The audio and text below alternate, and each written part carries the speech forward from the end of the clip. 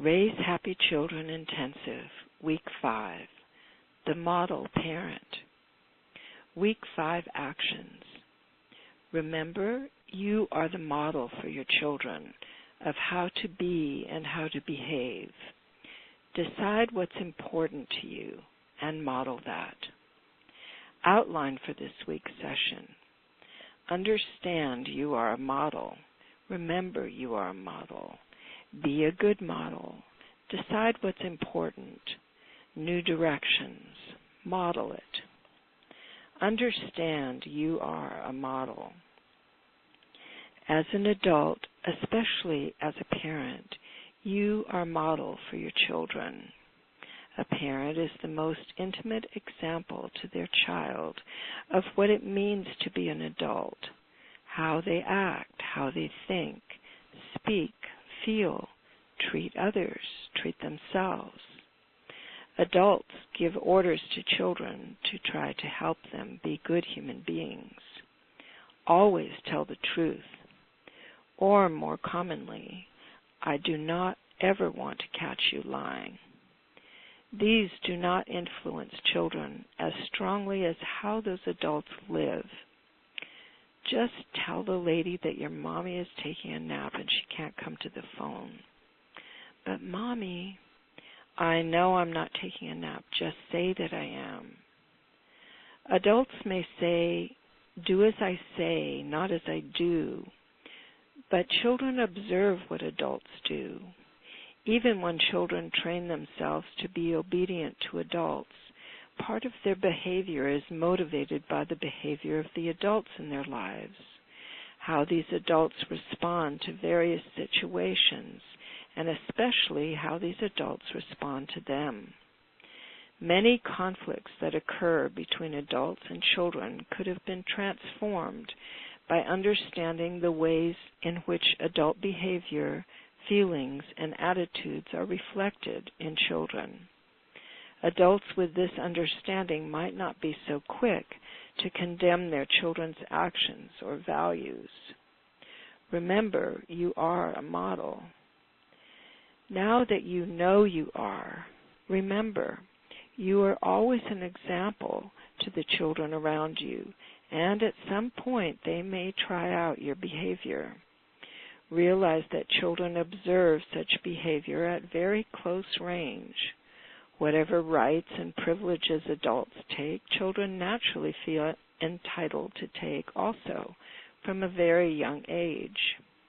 You are their model of appropriate human behavior, and in their minds they are definitely human and thus deserve, expect, and require all human rights. Being a good model.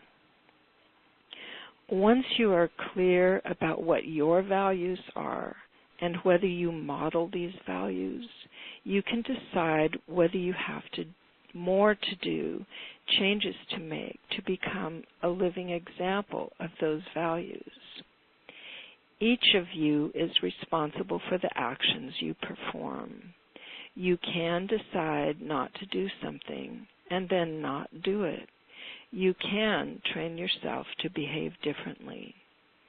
Some people say it takes 2 weeks, some say 3 weeks, some say 6 weeks, but you can change your behavior patterns. After you have decided to change your behavior, it can be extremely helpful to choose an acceptable action to take the place of the behavior you intend to change. If you are only training yourself to stop doing something without planning a substitute behavior, you might not find it so effective. For example, let's say you tend to scold your child when they disobey you and you have decided to stop scolding them.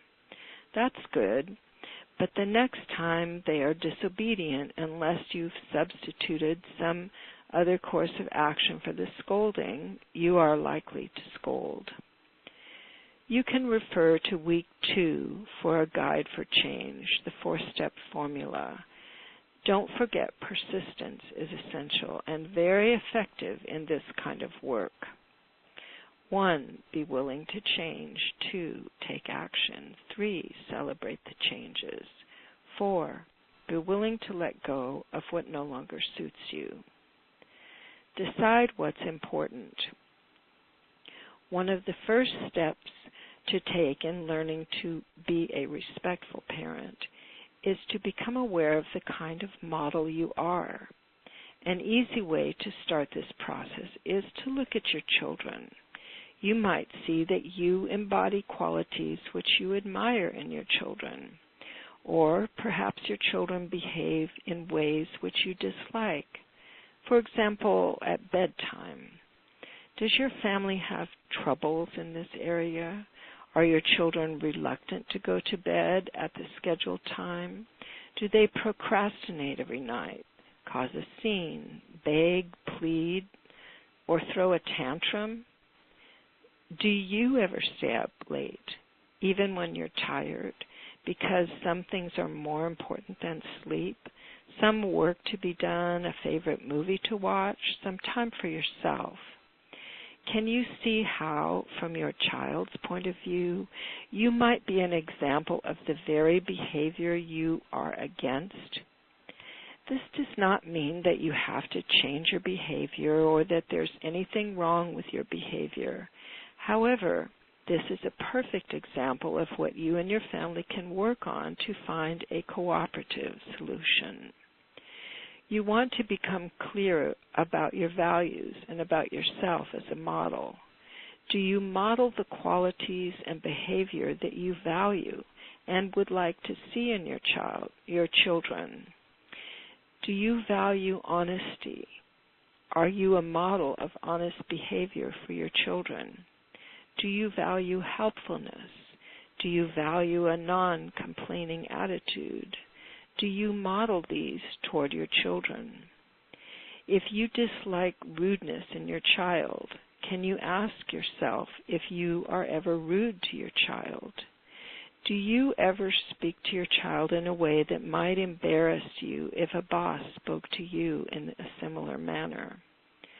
While you may generally model respectful behavior toward other adults, do you use these forms of model behavior with your children where they can observe them closely? Do you value nonviolence, compassion, friendliness? New directions.